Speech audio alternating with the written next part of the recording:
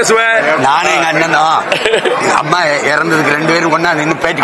ஆமா, கடிக்கப்பட்டு வீட்டுக்கே எங்க அம்மா இறந்தப்ப ராத்திரியா சீமார் வந்துட்டாரு. தொடரும்.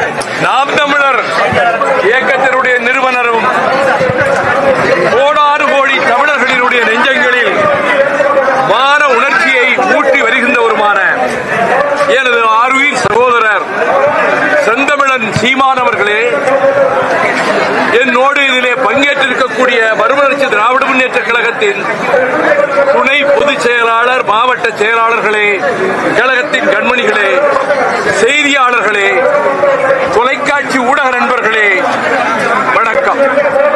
1965ஆம் ஆண்டில் மாநில கல்லூரியில் மாணவனாக இருந்தபோது முதலாக இந்த பசும்பொன்னுக்கு வந்தேன். நான் சிறைச்சாலைகளுக்கு சென்ற ஆண்டுகளிலும் வெளிநாடுகளுக்கு சென்ற ஆண்டுகளிலும் நான் வர இயலாது. இது 49வது ஜெயந்தியாக நான் கலந்து கொள்கிறேன். பசும்பொன் தேவர் திருமகனார் மீனாட்சி அம்மன் ஆலயத்துக்குள்ளே தலித் மக்கள் பிரவேசிப்பதற்கு வைத்தியர்குல மக்கள் பலருக்கு அவருடைய பூர்வீக நிலைகளிலே உழுது பயிரிட்டுக் கொள்ள அனுமதி கொடுத்தார். தமிழ்நாட்டில் அதிக ஆண்டுகள் பிரிட்டிஷ் சிறைச்சாலைகளிலே இருந்தவர்களில் முதன்மையானவர் பசும்பொன் தேவர் திருமகனார் ஆவார். நான் சின்னஞ்சிறு வயதில் 9 வயதாக இருக்கும் போது எங்கள் பகுதியில் சுற்றுப்பயணம் வந்த அவர்கள் பசும்பொன் தேவர் திருமகனார் என் இல்லத்துக்கு வந்தார். என் தந்தையாரை சந்தித்து நீங்கள் காங்கிரசுக்கு வேலை செய்யக்கூடாது என்று சொன்னார். அதன்படி அவர் வேலை செய்யவில்லை. அப்பொழுது என் மனதிலே அந்த சிம்மம் போன்ற தோற்றம், விடரி சிகை அப்படி சுருண்டு இருக்கும் ஆஜானுபாகுவான தோற்றம். அவருக்கு அருமையாக சிலம்பம் தெரியும். ஒரு முறை அவர்களுடைய வண்டியை எதிர்த்தரப்பினர் மறித்த போது அவரே இறங்கி சிலம்பக்களியை வாங்கி அனைவரையும் விரட்டி அடித்த உடல் வலிமையும் கொண்டவர். நேதாஜி சுபாஷ் சந்திர போஸுக்கு தலகர்த்தராக தென்னாட்டிலே ஒரு நேதாஜியாக வலம் வந்தவர் தான் பசும்பொன் தேவர் திருமகனார். அவர் தேர்தலில் போட்டியிடுகிற காலங்களில் அவர் ஓட்டுக்கட்டு எங்கேயும் போனதில்லை. லட்சக்கணக்கான ஓட்டுகள் வித்தியாசத்திலே அவர் வெற்றி பெற்று வந்தார். இப்பொழுது இந்த தெற்கு சீமையில் அனைத்து சமூகத்தினரும், முக்குளத்தோர் சமூகத்தினரும், தேவேந்திர மக்களும், பல்வேறு சமூகங்களைச் சேர்ந்தவர்களும் ஒற்றுமையாக இருக்க வேண்டும் என்பதுதான் இந்த வேளையில் என்னுடைய வேண்டுகோள். கசப்புகள் எல்லாம் கடந்த காலத்தோடு மறைந்து போகட்டும்.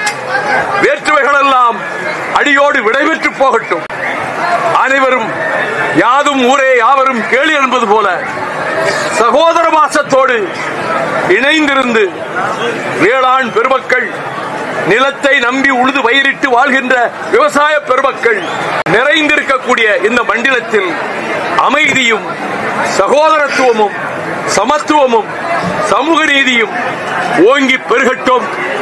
அதற்கு இந்த தேவர் ஜெயந்தி ஒரு பாதை அமைத்துக் கொடுக்கட்டும் என்று கூறி, அந்த ஒற்றுமை உணர்வு தமிழ்நாட்டுக்கு மிகவும் தேவை என்பதையும், சாதிமத சழக்குகளும் வேறுபாடுகளும் நம் எதிர்காலத்தை அழித்துவிடும் என்பதையும் இளம் தலைமுறையினர் உணர வேண்டும் என்பதையும் இந்த வேளையில் நான் இங்கே வந்து பசும்பொன் தேவர் திருமகனாருடைய நினைவிடத்தை மலர்களை தூவி அவருக்கு வீர வணக்கம் செய்கின்ற நேரத்தில் தமிழ்நாட்டினுடைய தன்மானத்திற்கும் வீரத்திற்கும் இளைஞர் உள்ளங்களில் புயல் வந்துருச்சு.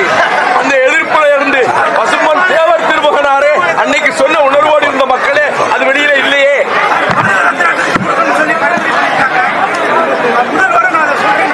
நானும் போகி சொல்றேன், பாரத ரத்னா விருது வழங்கப்படட்டும்.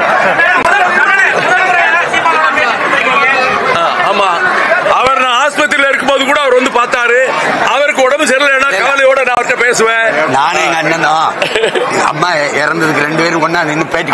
ஆமா, கடிக்கப்பட்டு வீட்டுக்கே எங்க அம்மா இறந்தப்ப ராத்திரியா சீமார் வந்துட்டாரு.